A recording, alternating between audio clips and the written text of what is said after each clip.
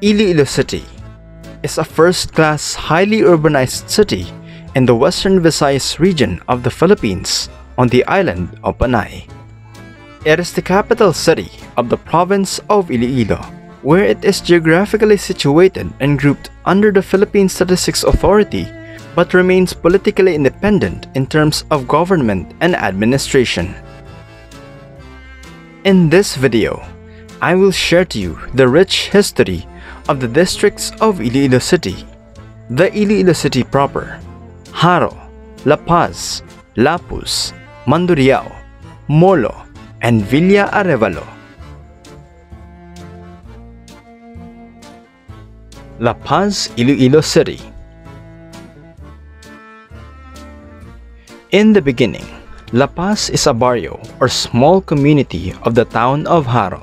It was established as a town in 1865 and it was formerly known as Lobo, which means hole or washroom, according to the Monografías de los Pueblos de la Isla de Panay. The name of the place was changed to Lapuz, which means peace. When the Jaro Archbishop saw the peaceful, law-abiding citizens, he designated the Holy Virgin Mary as the patron of the barrio and called it Nuestra Señora de la Paz y Buen Viaje, or Our Lady of Peace and Good Voyage.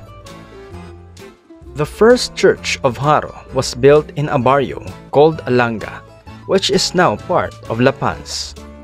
The Lapuz Catholic Church was built in 1869 by the priest Candido Gonzalez, Leandro Hambrina, Manuel Camara, and Mariano Izar. It is situated at Jereo Street, fronting Lapuz Plaza, and it is one of the unique places which has a significant part in history, culture, and spiritual development of the people. Jaro, Iloilo City. Jaro is one of the 7 districts of Iloilo City. Its original name was Salo or Saro. It has been one of the more economically advanced areas of Iloilo City, even during the Spanish colonial period, and probably the richest town of the entire colony from 1521 to 1898. Historical artifacts indicate that the town had once conducted trade with China and Siam or Thailand due to its port along the navigable river that ran through the town. It was also the center of religious and economic power in the Visayas during the Spanish rule of the Philippines. Jaro officially became a city in 1886 until it was later absorbed by the city of Iloilo, along with the neighboring towns of Molo, Mandurriao, Lapuz, and Arevalo in the early 20th century, when all economic activities were shifted to the port of Iloilo. Located between Dungon Creek and the Jaro River, the district of Jaro fulfills the ideal design for establishing communities during that era. A site between 2 rivers, with a church and plaza in the center, and homes of affluent families in the vicinity.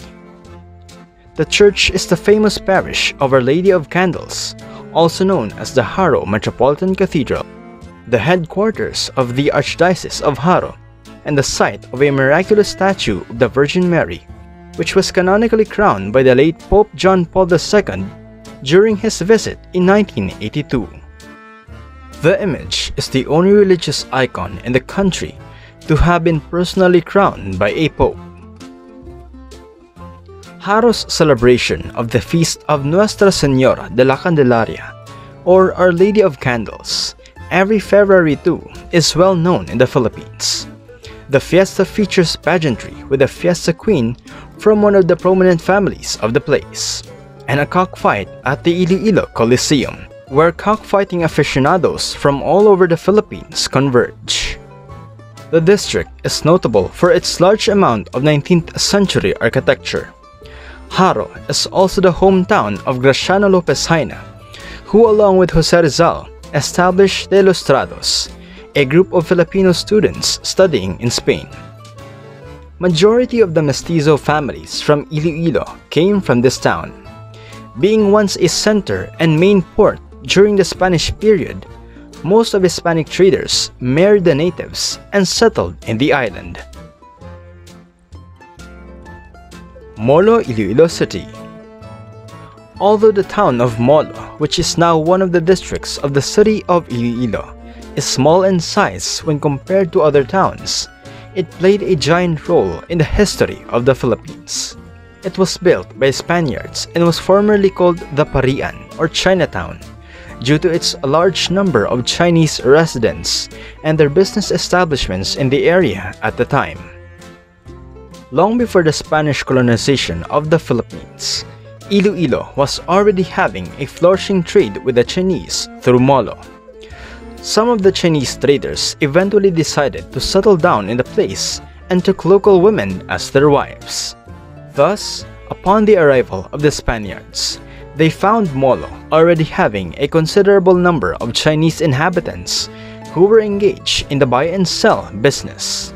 The descendants of these early Chinese settlers can be found in such names as Consing, Diching, LACSON, Laison, Locsin, Yulo, and Yusay. On the part of the native Moleños, it can be found in the family names like Mabilog, Mabakyao, Mabunay, Makalalag, Magahom, Maluto, and Mihika. In the second half of the 19th century, Molo earned the sobriquet Athens of the Philippines or Center of Learning. It was here that the schools like the Instituto de Molo, Centro Escolar, and Colegio de Santa Ana were established. Instituto de Molo was founded by Manuel Ocsin, while Centro Escolar was owned by the brothers Perfecto, Fernando, and Felix Salas. Colegio de Santa Ana was an exclusive school for girls, founded by the AVANCEñA sisters, Jovita, Ramona, and Josefina. Some of the teachers in these schools were graduates of universities in Manila, Madrid in Spain, London in England, and Paris, France. Molo was also the birthplace of prominent personalities who played significant roles in the nation's history.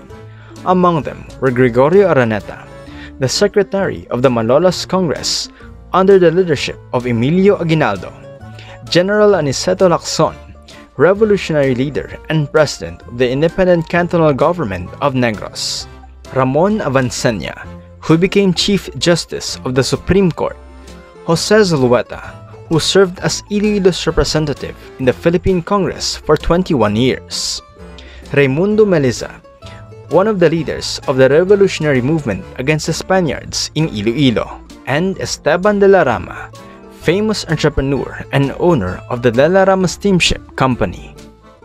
It must be noted that Molo was visited by the national hero Jose Rizal in August 1896 on his way to Manila from Dapitan. He saw the Molo Church, which according to him was beautiful in both its external and internal features. He also admired the beauty of the house of Don Lucio Lacson, found in front of the church. Not to be ignored is the fact that Molo is where the most beautiful neoclassical Gothic church in the whole Western Visayas is located. Viewed outside, the church is the dominant structure in Molo. Its twin belfries break the skyline and one can hear the tolling of its bells for kilometers. It is affectionately known as the Woman Church because of the 16 nearly life-sized images of female saints occupying the columns on either side of the church's central aisle. Iloilo City proper. The town was once invaded by the Dutch in the 17th century, who were later driven away and later emerged as a trading port in the 19th century. Its geographical and economic significance eventually evolved when China, Norway, and the United Kingdom opened up their consulates to conduct trade and commerce in the town, especially during its foundation as an international port in the 1850s. Plaza Libertad, the city's historical square, was the site where the Philippine flag was raised for the first time in the island of Panay on December 25, 1898, during the Philippine Revolution, when local troops led by General Martin Delgado defeated the Spanish army. In the 20th century, all economic activities shifted from Jaro and Molo to the town of Iloilo. when businesses aggressively flourished here. It was later transformed into a chartered city and absorbed the old towns of Molo, Arevalo, Mandurriao, and Lapuz, as well as the city of Jaro. It was founded as La Punta and inhabited in 1602 when Spanish and Chinese residents from Jaro and Molo, respectively, expanded their territorial areas.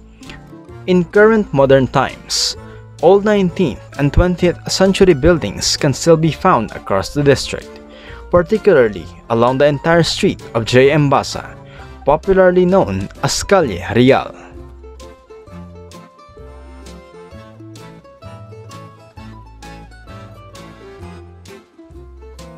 Arevalo, Iloilo City. Established on 1581 by Gobernador Ronquillo de Peñalosa as La Villarica de Arevalo, named after his hometown, Arevalo, Spain. It is one of the first places in the Philippine archipelago to be named in Spanish. It became the capital of the settlement in the province on 1582. It was invaded by the British in 1588 and followed by more raids by Moros in 1600s and by the Dutch in 1609, 1614, and 1616. The continuous raids forced the capital to be relocated near the mouth of Iloilo River, which is the current location of Iloilo City proper. Its church possesses the third oldest Santo Niño image in the Philippines.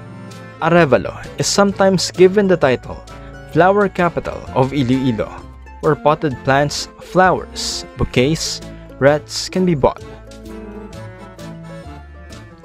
Mandurriao, Iloilo City. A group of Spanish soldiers are crossing the length of the river. They pass by the natives who seems to have noticed something in the river.